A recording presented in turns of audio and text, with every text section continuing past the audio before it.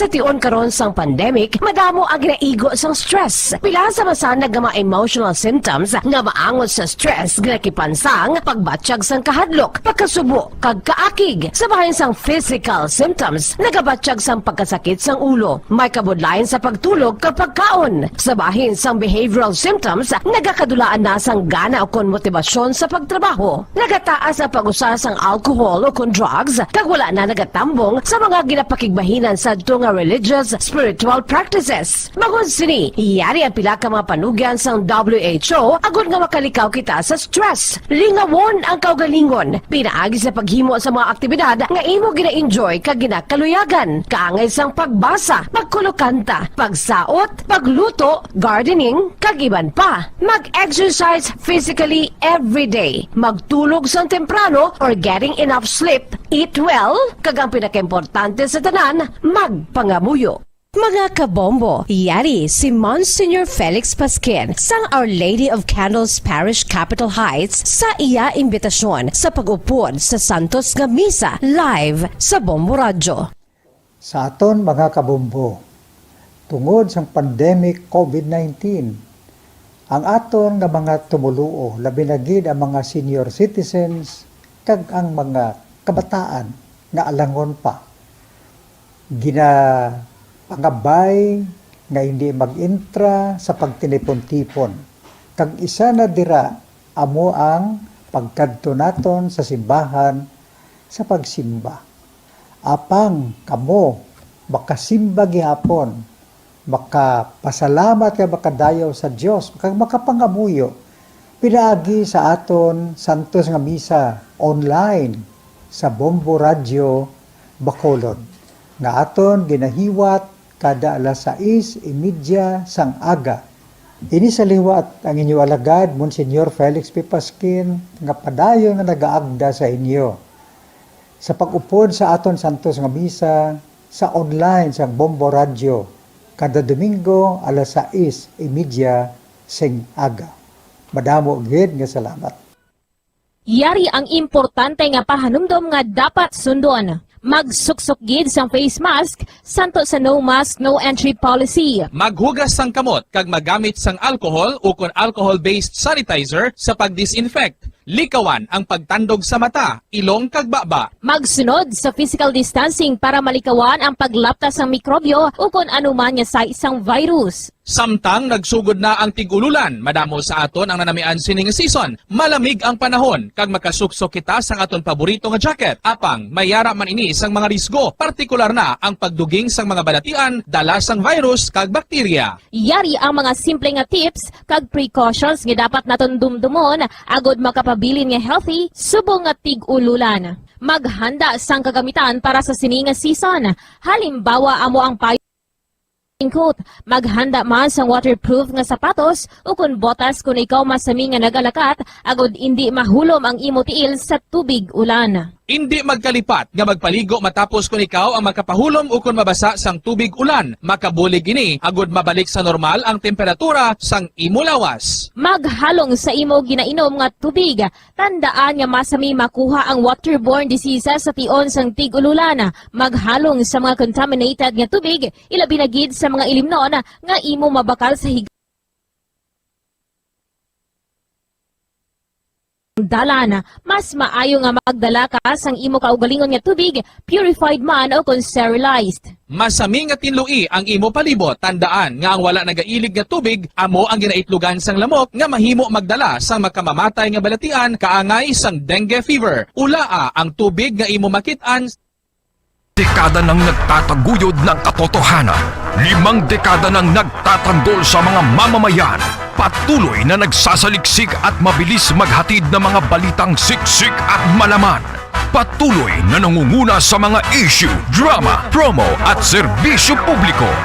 Ito ang Bombo Radio Bacolod, ang pambansang radyo ng Pilipinas.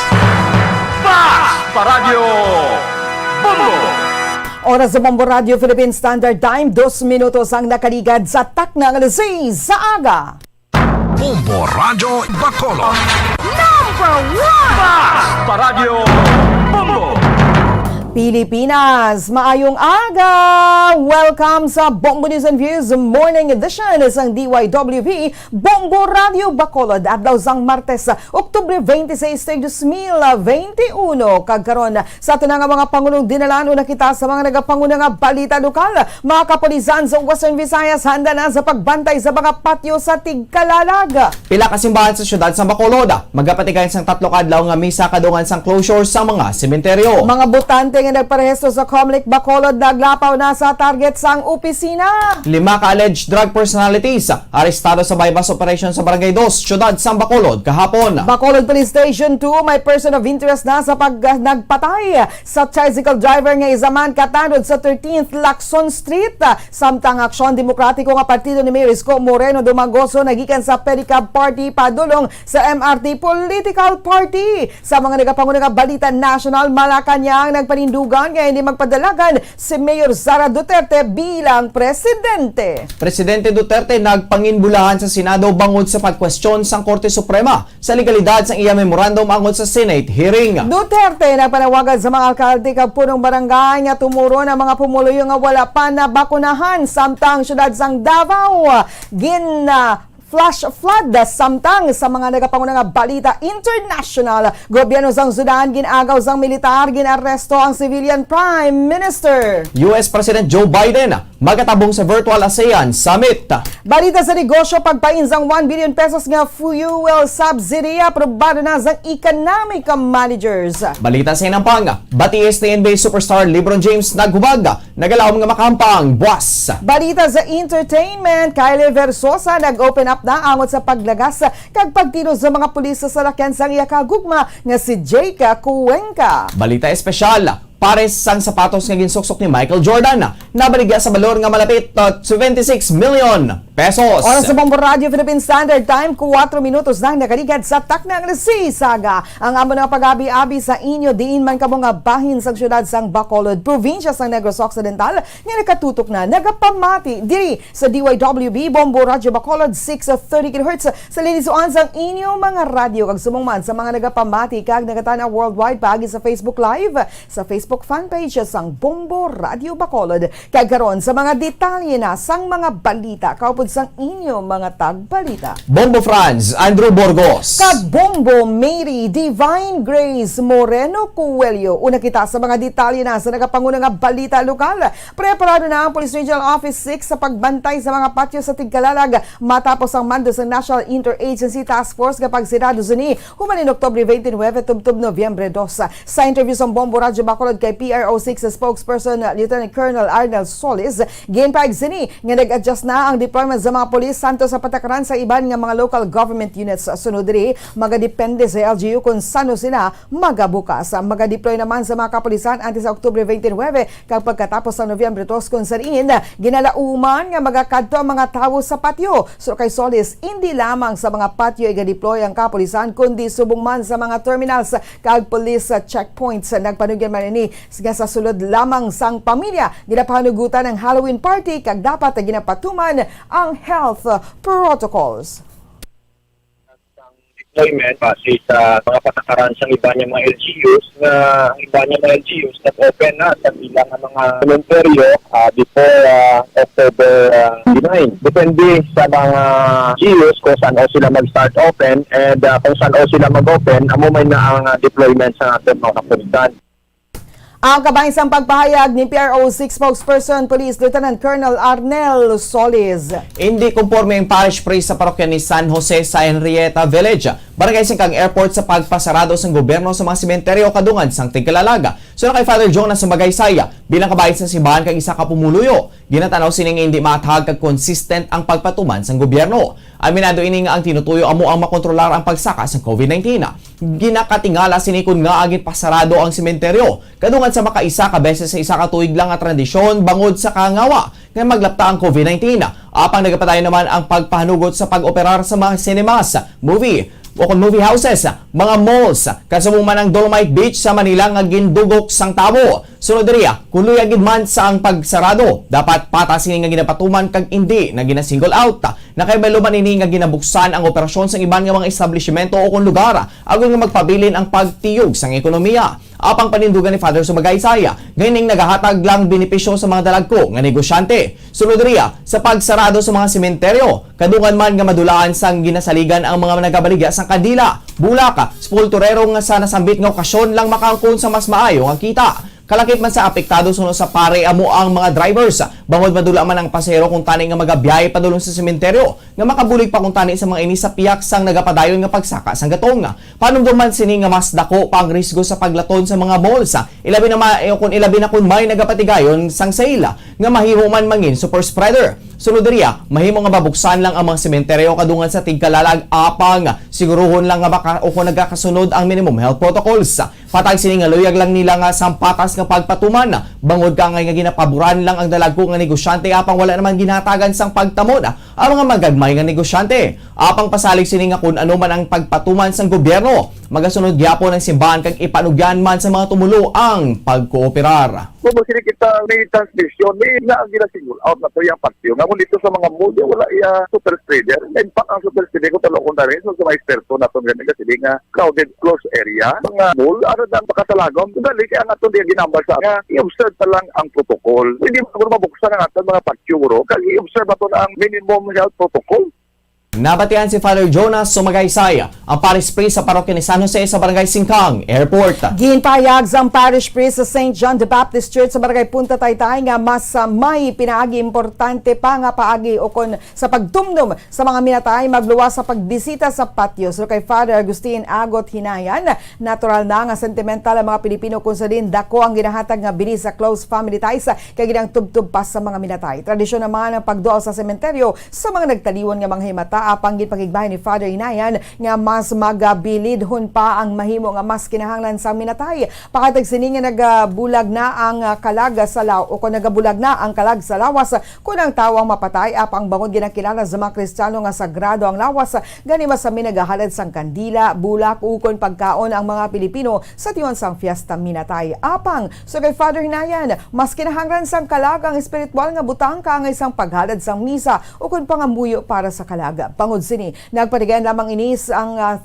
days o kung magapatigayan na lang inis ang 3-day masa sa St. John the Baptist Church sa Barangay Punta Taytan o kung Punta Taytay. Pahayag ni Father Ginayan nga sa Oktubre 29, Tubtob 31, magaduaw ini alas 5 sang hapon sa sementeryo kung sa diin magabutang sang bulak, kandila, dugangan niya pa inis ang misa para sa kalag sa mga minatay. Bangod sa hindi mahimo ang may physical presence inilang o kung inilang ang magapadulong sa sementeryo kag iga live stream. Patag sini nga magluwas sa pagrespetar sa sentimiento dapat man nga ihatag ang kinahanglan mismo sang mga kalaga. Dugang pa sini nga may misa manini nga himuon sa Nobyembre 1 kag 2 alas 6:30 sang aga samtang las 10 naman sang aga sa Sacred Heart Memorial nga nagihapon nga iga live stream. Nagalaom si Father Hinayan nga makabalik na sa normal sa masulod nga tuig agud liwat na nga mahimo ang mga nakaanda na nga hilimion sa tion sang tig kalalag. Dire sa ato sa Punta Taytay, naghimo ako sang misa triduo, 3 days mass. Halimbawa, sa Betsa 29, 30 hanggang 31, alas 5 sang hapon. Pagkatapos na duaw dito sa sementeryo, mabutang kandila, butang bulak. Let's make it a very, very essential. Let's pray together with the mass para sa kalag sa mga minatay. Kagina live stream, ang hindi makakadto, pwede makamonitor sa amon ng Facebook account. Sabit sa uno, sabit sa dos amo man ang himuon na ako. Si Father Agustin Agot Hinayan, ang parish priest sa St. John the Baptist Church sa Barangay Punta Taytay. Naglapaw na sa target ang mga nagparehistro para sa 2022 election sa Comelec Bacolod.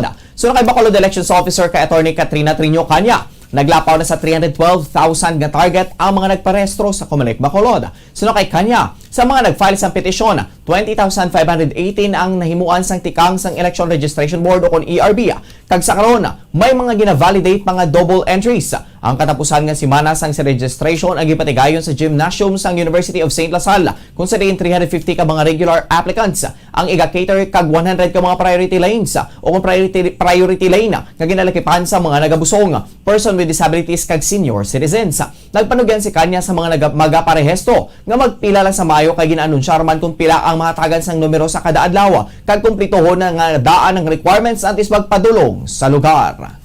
Oras sa Bombo Radio Philippine Standard Time, 12 minutos sa nakaligid sa tak ng alas 6 sa aga sa dugang pangabalita lokal. Nagapati si Bacolod City Councilor Wilson June Gamboa Jr. nga nagapanghugas lamang sa ila kapaltahan kag ginagamit lang nga pantabon sang Central Negros Electric Cooperative Incorporated kon Seneco ang 3 pesos and 52 centavos nga ikatatlo nga presyo nga ginpresentar sa Board of Directors. Sa interview sa Bombo Radio Bacolod kay Gamboa, ginpahigsiling nga mayara siya sang ginpropose nga resolution sa Miyerkules nga nagapilar sa Seneco kay settle ang refund sa differential amount sang daan nga kontrata kay iban pa nga charges may kagtanan sa naguba nga kable. Sunod siya, ginbato ng resolution kag nagpatawag sa public hearing kung sa din nakibot ang tanan matapos ginpresentara sang BOD nga mayara pa sang ikatatlo nga presyo nga 3 pesos kag 52 centimos magluwas sa 3 pesos 29 centimos kag 5 pesos and 42 centavos. Sunod siya, ini ang klaro nga nagapakita nga luyag dinatabunan kag taguon ang ila kapaltahan sa ila attempt nga pag-overcharge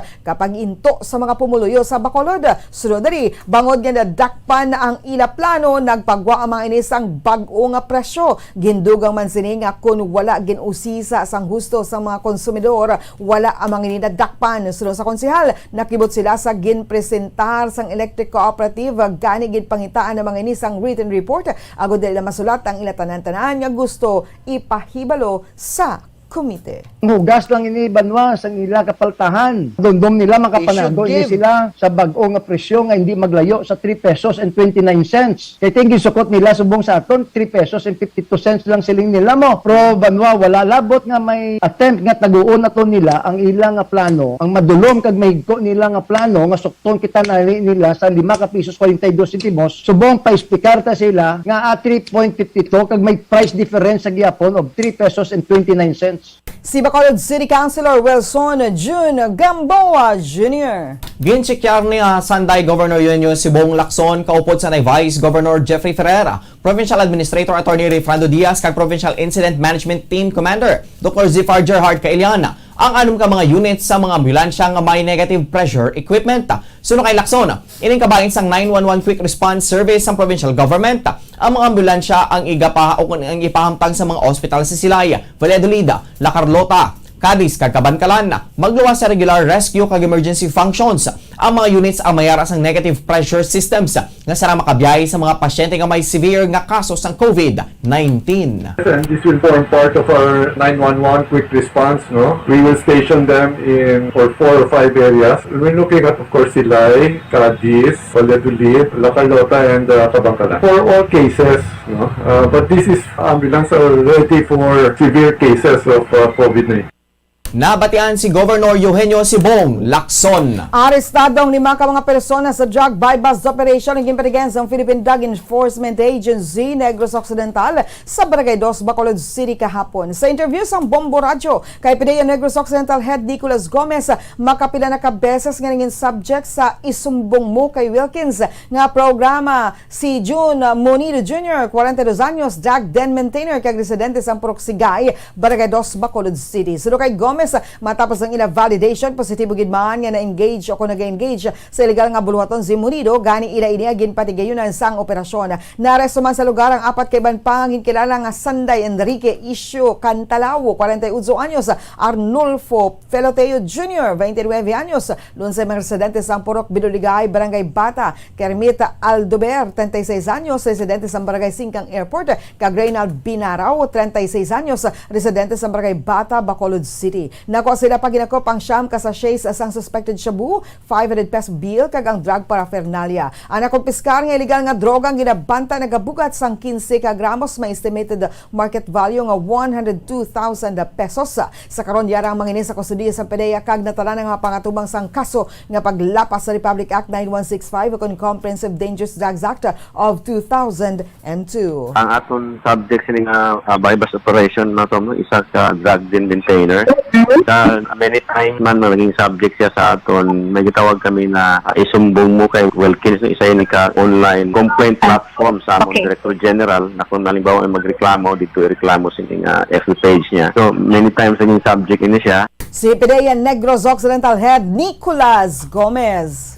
May yara na sang persons of interest ang mga kapulisan tuoy sa paglutang patay. Si sa tricycle driver kag barangay tanod sa 13th Street Lakson, Barangay 7, Siyudad sa Bacolod sang Oktubre 22.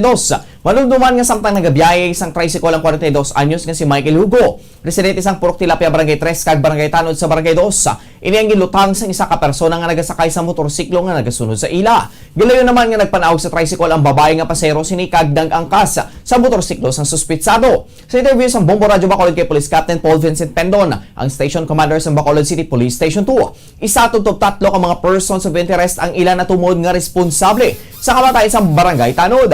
Mayaraman sila sang witness apang nahadlok nga magpahayag sa ilang nga statement nga makabulig sa pagsulbar sang kaso. Kantanan sa illegal nga droga naman ang ginalantaw nga motibo sa krimen. Bangod ang Tanod ang masaming kakaupod sa mga otoridad sa mga buy-bust operations.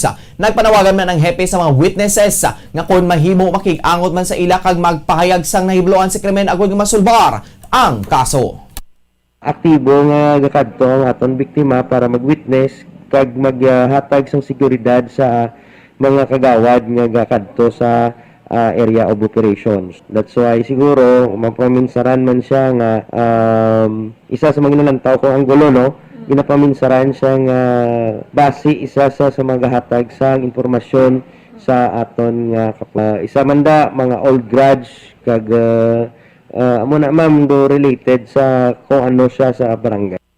Nabatian si Police Captain Paul Vincent Pendon, ang Station Commander sa Bacolod City Police Station 2. Kag sa katapusan ng balita lokal, daan nga hiligutan ang ginanantaw nga rason sa pagbuno sa isa ka 34 anyos nga lalaki sa kaingod sini sa Purok Nava, Barangay 3, Poblacion, Pontevedra. Sa interview sa Bombo Radio Bacolod kay Police Lieutenant Roel Peniero, ang Deputy Chief of Police sa Pontevedra Municipal Police Station, nagkatong suspetsado nga si J.R. Doronila sa compound sang biktima nga si Carlos Sugkang kung sa rin may nagluntad nga komosyon. Suno kay Peniero, matapos na nagluntad nga paginaway, nagwa si Doronila sa balay ni Sugkang, nagbalik kag ginguba ang kudal sini nga himo sa kawayan kag cyclone wire. Nagpukutay ang duha kag nabunan si Sugkang, nakagumini sa pila sa dugan kag pila ka pagid kag pahin sang lawas. Sunod diri, kitchen knife kag bolo ang gingamit sa suspetsado. Nakagum naman sa pila sa ulo si Doronila. Ginadala sa balay bulungan ang biktima kag gipedalam sa operasyon samtang gindala naman sa Pontevedra Municipal Police Station ang sospetsado. So kay Peniero, daan nga hiligutan ng isa sa mga rason sa insidente bangod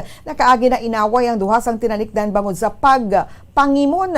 Magapangantubang si Doronila sang kaso nga frustrated homicide. After kang siya nagwa niya Sugkang nagbalik siya tagi sa pagguba sang kudal ni Lanarlo. Pag sulod yan sila luwat ni komisyon luwat ni natabo, then naggrapulay sila naman. Natumbanan niya silang duwa, then ulit nakita mga dugo sa ilok ni Carlo.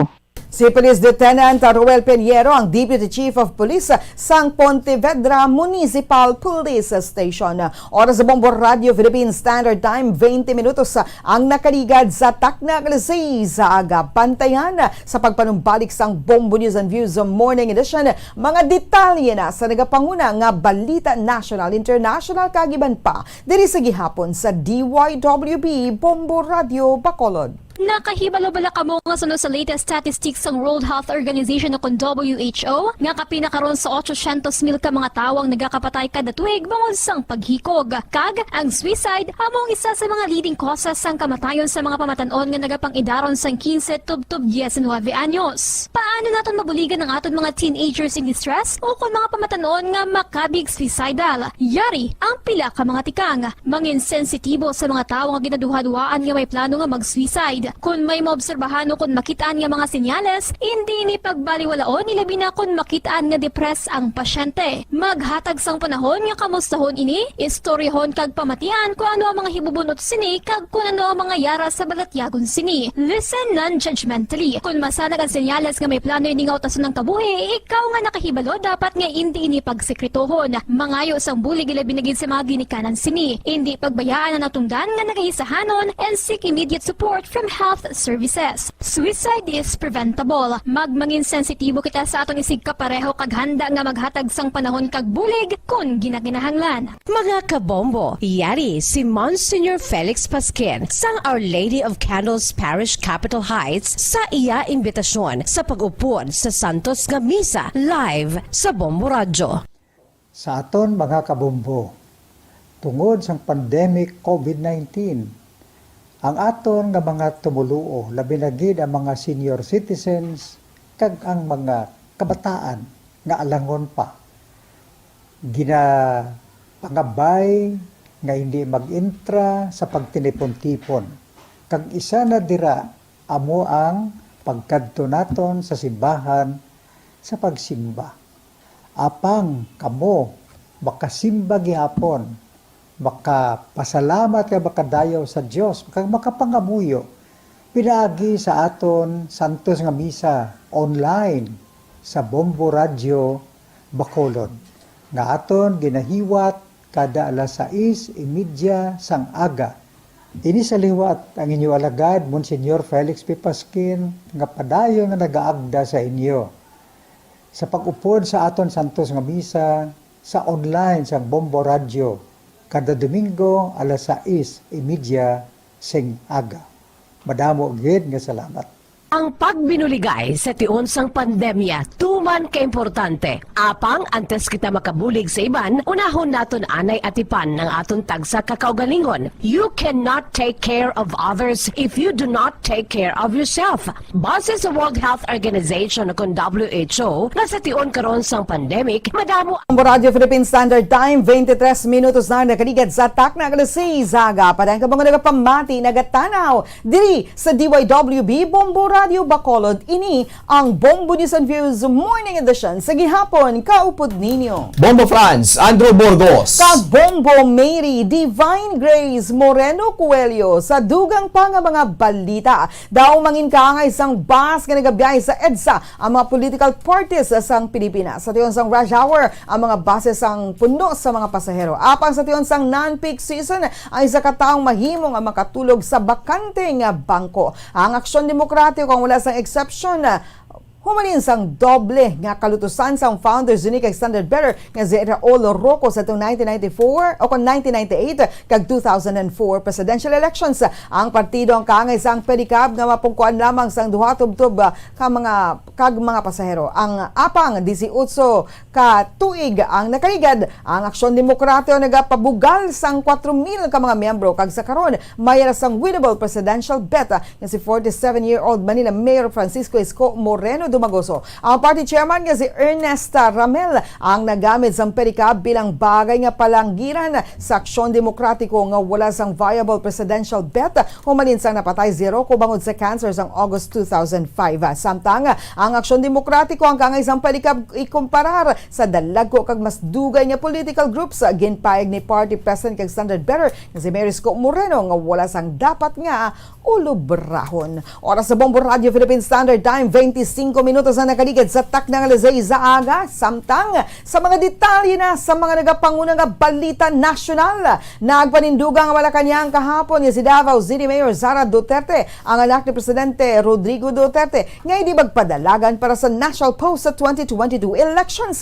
Ginpayag ni Presidential Spokesperson Harry Roque bilang sabat sa mga pamangkot nga kung ano ang plano sa political o kung politika ni Mayor Sara matapos nga makikita ni kay Cebu Governor Gwen Garcia kasubong man ang presidential aspirant kaganay Senador Ferdinand Bongbong Marcos Jr. sa Cebu sadtong weekend. Sino kay Roque, ginpayag ni Garcia nga ginhambalan siya sang alkalde nga naglugdang na ang barko gani alkalde gid ang padalaganan sa presidential daughter. Una na ginpayag ni Mayor Sara sa mga reporters nga ang regional party nga hugpong ng pagbabago nga gintukod ang may pagistoryahan ay sa kampo sang Marcos nga makabulig sa Marcos sa pagpadalagan sini sa 2022. Si Mayor Sara ang mayera sang tubtob Nobyembre 15 nga mag-substitute sa miyembro sa National Party nga nag-file sa Certificate of Candidacy para sa presidente ukon na vice-presidente. Ginpanginbulahan ni Presidente Rodrigo Duterte ang Senado bangod sa pagkwestiyon sang Korte Suprema sa legalidad sang iyang memorandum nga nagadumili sa mga miyembro sang gabinete nga magtambong sa hearing sa mga anomalya nga pagbakal sa mga COVID-19 supplies. Sa iyang Talk to the People kagabi, ginpayag sang presidente nga kaangay nga nasanagan ang mga senadora matapos gadalon sa Korte Suprema agud kwestiyonon ang iyang memorandum.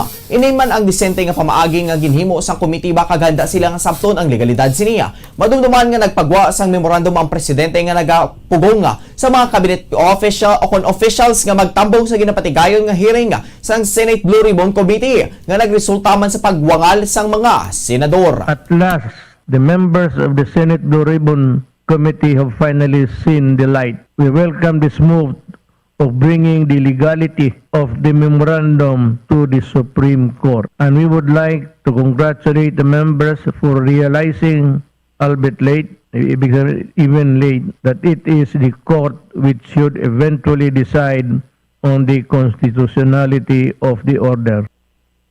Nabatian si Presidente Rodrigo Duterte. Gininganyo ni Presidente Rodrigo Duterte kagabi mga alkalde kag mga barangay captains nga tumuron ang mga constituents nga wala pa nabakunahan batok sa COVID-19 sa Talk to the People. Ginpahayag kagabi ni Duterte nga gininganyo sini ang mga LGUs nga maghimo sa mas systematic kag efficient ka pamaagi sa pagtukib kung sino pa sa mga constituents sini ang wala pa nabakunahan. Sunod pa diri nga ang lokal nga opisyales ang dapat himuon ang tanan sa pagpatuman sa otoridad sa pag-imbitar sa mga wala pa na bakunan ng mga residente nga magpadulong na sa inoculation sites.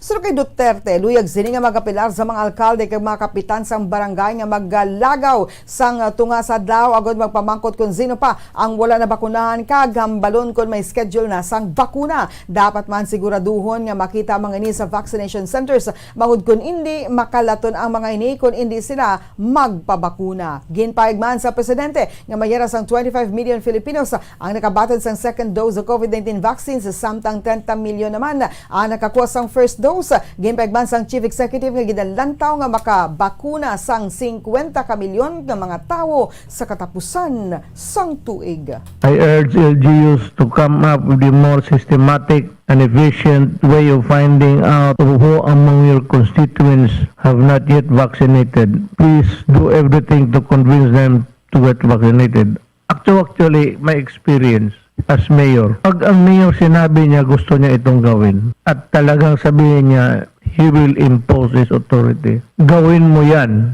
ginagawa talaga. Ang kabahinsang pagpahayag ni Presidente Rodrigo Duterte. Para sa katapusan nga balita nasyonal, ginpermahanas ang Philippine Army o na PA kag sang Royal Brunei Land Forces o RBLF ang amended terms of reference ng defense cooperation kahapon. Ang nagpirma sang terms ng Army Working Group nga ginestablisya sa Philippine Army kag Royal Brunei Land Forces. Amo sa Army Commanding General Lieutenant General Andres Centino kag ang commander sa RBLF nga si Brigadier General Haji Muhammad Hazaimi bin Bul Hasan. Ang terms of reference ang nagaserve bilang pagsulundan sa pagpatuman sa Memorandum of Understanding sang Defense Cooperation sa tunga sang duwa ka mga pungsod sa payag sang Army. Sa tiyon sang virtual event, ginpahayag ni Centino nga optimism ang sang kadalagan ang sang Brunei Philippines activities sa tunga sang pandemya. Suno kay Centino nga nagalawom sila sang kolaborasyon ang magapadayon sa piyak sang pandemya. Labi sa tanan, dapat nga mag-demonstrate sang solidarity sa tiyon sang pagtilaw kag krisis. Sunod rin na kay balos siyang yara kita sa mabuday nga sitwasyon apang kung mag-isa ang tanan makabangon gidiwat. Ginalantaw sa Philippine Army ang pagbuligay sa kung sa palabuton kag madinalagon nga pagpatuman sa bilateral engagements nga naka-line up para sa batason nga tuig. Oras sa Bombo Radio Philippine Standard Time, 30 minutos ang nakaligad sa tak na nga sa aga karon sa mga detalye na sa nagapanguno nga balita international. Kadto kita sa pungsod Sudan, ginagaw sang militar sang Sudan kahapon ang gobyerno pagi sa kudita kag ginpangaresto ang mga miyembro sang transitional government nga dapat magagiya sa pungsod padulong sa demokrasya kasulod sa pagpahalin sa madugay na nga nagapamuno nga autocrat nga si Omar al-Bashir sa nabantog nga pagprotesta duha na katuig ang nakaligad. Napatian naman ang mga lupok sang pusil sa dalanon nga gintugas ang kontra kunzarin. Ginpahayag sang medic nga pila ka mga tawo na zamaran sa inaway. Ginpahayag ni General Abdel Fattah al-Burhan nga nagapamuno sang Sovereign Council sa tunga sang militar kag sibilyan nga natunaw na ang konseho. Ginanunsar man sini ang state of emergency kag nagpahayag nga kinahanglan sang militar nga proteheran ang kailwayan kag seguridad sang pungsod. Ginagarantiya man sa mga ini nga ang commitment sang armed forces sagod nga makompleto ang democratic transition tubtob nga may mapilian na sila nga sibilyan nga magapungko sa gobyerno sa ila eleksyon sa July 2023. Para sa ato nga katapusan nga balita internasyonal, sa bahay sang Washington, Magaupod si US President Joe Biden sa virtual summit sa Association of Southeast Asian Nations o kon ASEAN. Was nga daw, ining labing una nga tion sa sulod sang 4 ka tuig nga ang Washington ang makigbahin sa top level summit nga nakita nga estratehiya gud nga idisog ang China. Gipahayag sa US Embassy sa Brunei nga si Biden ang magapanguna sa US delegation para sa ASEAN United States Summit. Kabahin sang series ng ASEAN leaders meeting subong nga semana. Naibaluan nga ang Estados Unidos ang wala nagapakigbahin sa meeting sa presidential level. Humaling sa predecessor ni Biden nga si Donald Trump. Ang ulihin nga nagtambong sa ASEAN US meeting sa Manila sang 2017. Gipahayag sa mga analyst nga ang meeting ni Biden sa 10-nation bloc ang nagapakita sa efforts ng administrasyon agud nga mag-engage sa mga allies kag partners sa collective effort nga disugo ng China. Ginalauman sa mga ining nga si Biden ang magatutok sa kolaborasyon sa COVID-19 vaccine distribution, climate change, supply chains kag infrastructure. Ginalauman man ini nga pasigurohon sa ASEAN nga sa karon ang Estados Unidos sa mag-focus sa engagement sa India, Japan kag Australia, also called the Quad format, kag sa deal nga mag-supply sa Australia sang nuclear powered submarines. Ang wala sang tinutuyo nga isuplant ang ako na i-resuplant ang central role sang ASEAN sa rehiyon. Para sa ating business news,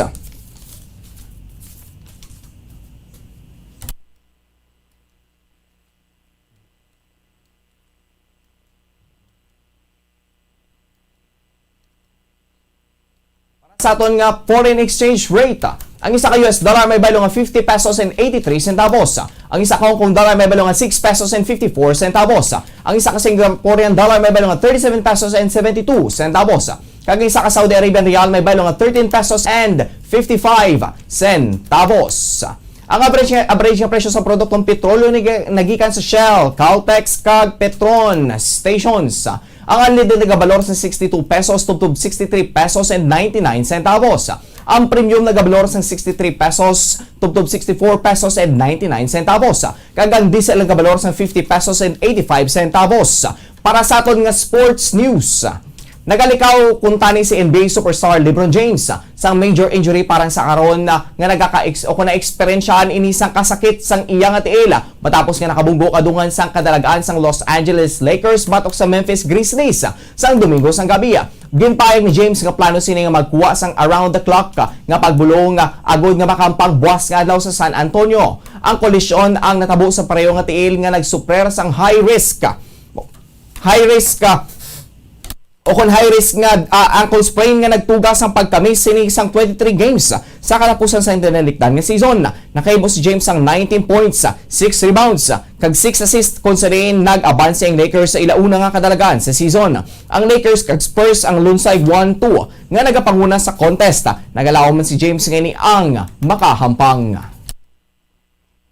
Oras sa Bombo Radio Philippines Standard Time at 34 minutos na nakaligad sa taknang nasizaga. Kagkaroon sa ito naman nga showbiz news. Nagpakita sang support ang beauty queen turned actress Kylie Versosa sa actor boyfriend sini nga si Jake Cuenca matapos ganyan na aresto kasunod sang pagpalaga sini sa pulis subong nga Oktubre. Bisan malayo sa Manila sadto nagkabalaka sa Versosa matapos nga nibaluan sini ang natabo sa iyang boyfriend. Suno kay Kylie nga tumanini nga nagkasubo sadto kag ni sa Mindoro bangod sa taping sang ila project. Wala ni nakatulog matapos nga nibaluan sini ang natabo kay Jake. Madumduman nga ginanigar nga nasangit sang black Jeep Wrangler ni Jake Cuenca. Ang salakyan sang pulis sa barangay Barangka Ibaba sa Mandaluyong City samtang mga pulis ang satungas ang bypass operation. Sa baylo nga maguntat, ginpahayag nga si Jake Cuenca nagpadalagan pa sang mas madasig kung salin. Ginlaga siya sa mga pulis kag gintiro pang salakyan sang aktor.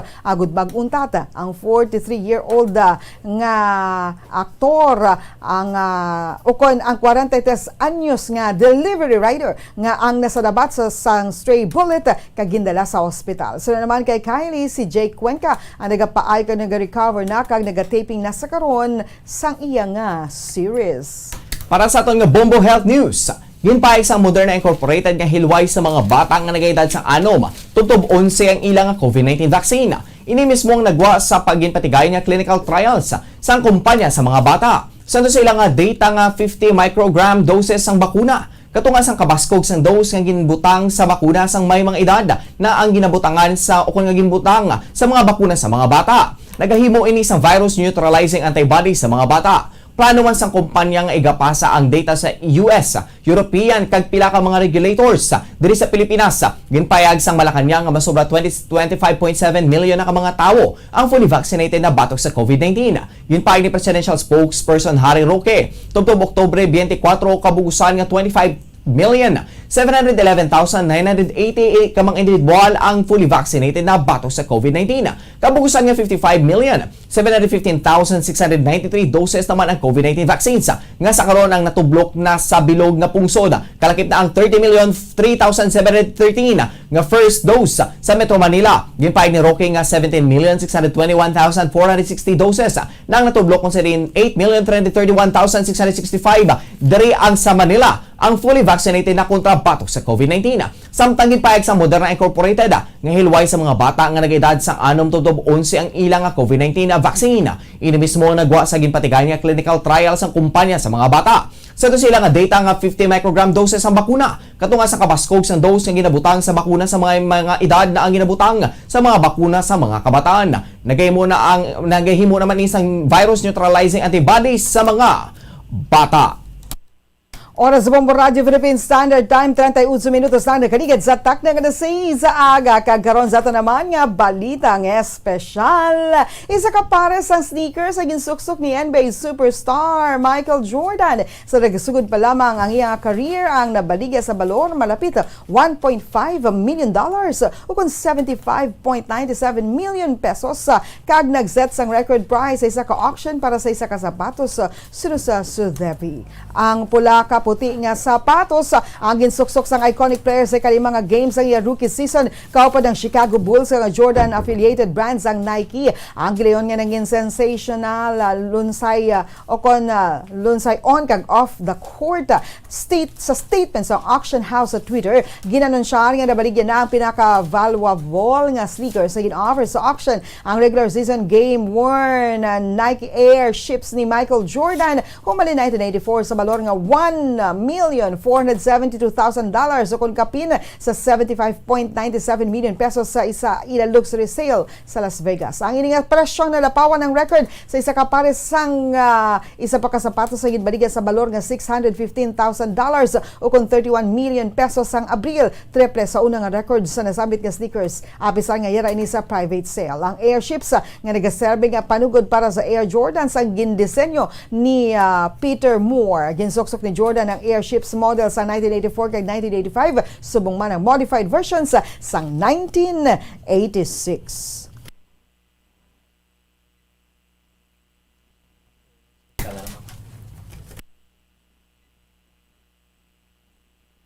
Kag sa aton nga business news. Para sa aton nga business news, suportadong economic clusters ng gobyerno ang pag-release ng fuel subsidy para sa public utility vehicle drivers kag sila ang mag-release ng 1 billion pesos para sa programa kadungan sang padayon nga pagsaka sang presyo sang produktong petrolyo. Sa pagginpagwa nga joint statement, ginpahig sang Interagency Development Budget Coordination Committee nga mag-release sila sang 1 billion pesos sa Land Transportation Franchising and Regulatory Board o LTFRB para sa cash grant sa mga PUV drivers. Yun lang taong nga makaigo ang 1 billion pesos sa 178,000 ka mga PUV drivers sa nabiling nga binulan sang subong nga tuig kag ini ang ipanagtag para sa patawid pasada programa. Ang pundo ang kuhaon sa unprogrammed appropriation sa idalom sa infrastructure programs kag social programs sa fiscal year 2021. Sang weekend, ginpayag sa mga transport groups nga nagapasugot sila sa nga iisol ang fair hike petition kung maghatag sang gobyerno sang fuel subsidy. Oras sa Bombo Radio Philippine Standard Time, 40 minutos na nakaligad sa takna nga sa isaga. Kagkaroon sa ito naman nga weather update.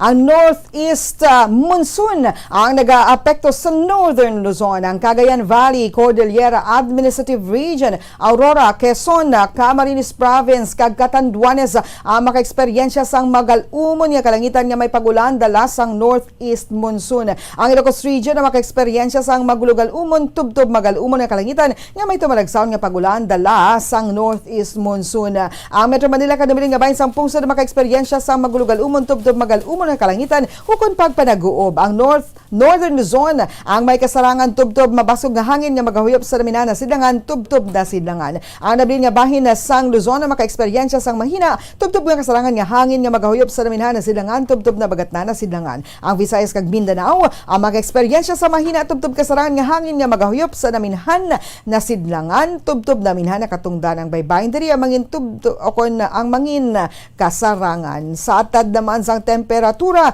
Metro Manila 25 to 32 degrees Celsius, 9% ang tsansa sang pagulan ng hangin na may kapasugon nga 10 kilometros kada oras with clear and periodic clouds. Sa Dagupan, 24 to 32 degrees Celsius ang atad sa temperatura. May 20% nga tsansa sa pagulan. Ang hangin may kapasgon nga 14 km per hour, mostly cloudy. Sa Aklan, 26 to 30 degrees Celsius ang atad sa temperatura. 82% ang tsansa sa pagulan. Ang hangin may kapasgon nga 10 km kada oras, cloudy. Sa General Santos, 24 to 33 degrees Celsius ang atad sa temperatura. May 43% nga tsansa sa pagulan. Ang hangin may kapasgon nga 3 km per hour, mostly cloudy. Kag diri sa syudad sang Bacolod, 24 to 32 degrees Celsius ang antad sang temperatura. 63% ang tsansa sang pagulan. Ang hangin na makapasugon nga 8 km kada oras, cloudy. Ang adlaw ng butlak, las 5:31 kay nasang kagahon kag magatunod, las 5:26 karon sa Kasisidmon. Oras sa Bombo Radio Philippine Standard Time, 43 minutos ang nakarigad sa taknang alas 6 sa aga. Inyo nabatian ang mga balita nga gindulong sa inyo sang Bombo News Team sang DYWB Bombo Radio Bacolod sa subong adlaw sang Martes sa Oktubre 26, 2021. Ini ang Bombo News and Views Morning Edition. Kag kami ang inyo nangintag balita. Bombo Franz, Andrew Burgos. Kag Bombo Mary Divine Grace Moreno Coelho para sa Pambansang Radyo ng Pilipinas. Consistent overall number 1 sa Bacolod. Basta Radio Bombo! Kag sa ito nga Bombo News Analysis ang ipadala sa isa kamawkod gatag palamati sa Bombo Radio Bacolod. Iniagin basa ni Bombo Daniel Lecciones. Ini ang may tigulo Battle Royale Rehistrasyon nagdamo. Tungod sang Battle Royale Rehistrasyon sa Bacolod gulpi nagdamo. Kabay pa mangin tampad ang ila mga tinutuyo. Magpasakop sa sining eleksyon para mabutang ang mga nagakadapat nga politiko sa ila posisyon. Kabay pang ila pagparehistro, wala gin ganyat sang bisan kay sino. Ila gin ini kabubuton, agud mangin kabahin, sang pangbago sang ato nasyon. Kabay pa bago matapos sang natalana nga pitsa sang ekstensyon. Ang tanan makumudar, sang kumilik naton. Makaluluing aton mga utod gapila kagahon para lang makabuto sa sini nga eleksyon. Kabay pa wala diri sang gin motibar sang kwarta. Nga gusto gid sa kumilik magpalista nga dapat limpyo ang aton konsyensya agud ang aton nasyon hindi na sa palabuton magpenitensya. Ang ini panguna-una nga pananawan naging padala ni Leo Siralbo sa Granville Subdivision, Barangay Mansilingan, Bacolod City. Sa mga tagpalamati sang Bombo Radio Bacolod, pwede man kamo magpadala sang inyo panghuna-huna kag pananawan sa Bombo News and Views Morning Edition. Care of DYWB Bombo Radio Bacolod, CBS Development Corporation Building, Lacson Street, Mandalagan, Bacolod City. O kung pinaagi man sa email address sang Bombo Radio Bacolod, bombo_bacolod@bomboradio.info.